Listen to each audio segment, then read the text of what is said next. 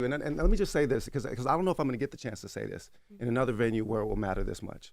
As a historian of like anti-slavery resistance movements in West Africa and the diaspora, as a historian of the Black resistance tradition in continental as well as diasporic Africa, I am personally offended by the way that Blackness is being weaponized in this electoral cycle in order to justify white supremacist genocide in Gaza. Malcolm said of Zionism, of the Zionist state, the Israeli state, he said that this is a white Jewish population, the Ashkenazi population, being given power by white imperialists to remove brown Arabs from their land. He said, so therefore Zionism is white supremacy.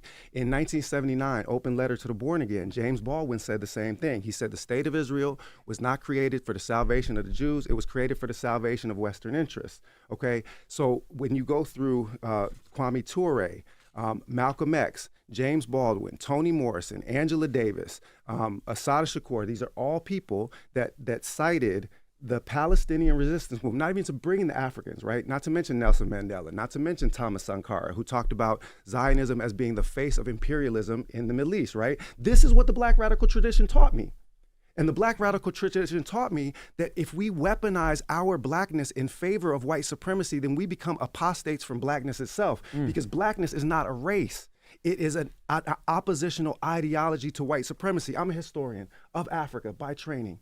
Never before in human history had people speaking hundreds of different languages made themselves into one people, developed a common culture so that you and I can relate to one another. You and I can relate to one another on the basis of a shared culture. And we got our Latin and Caribbean brothers and sisters, you know, especially Puerto Ricans and Dominicans, but also, you know, more broadly, right? They share in that culture.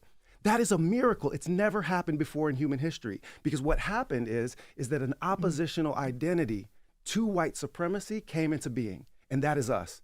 And when I see that identity now being weaponized to justify the most heinous genocide in our time, like Harriet Tubman is rolling over in her grave right now. Sojourner Truth is rolling over in her grave right now. Bell Hooks is rolling over in her grave right now. Who did I miss?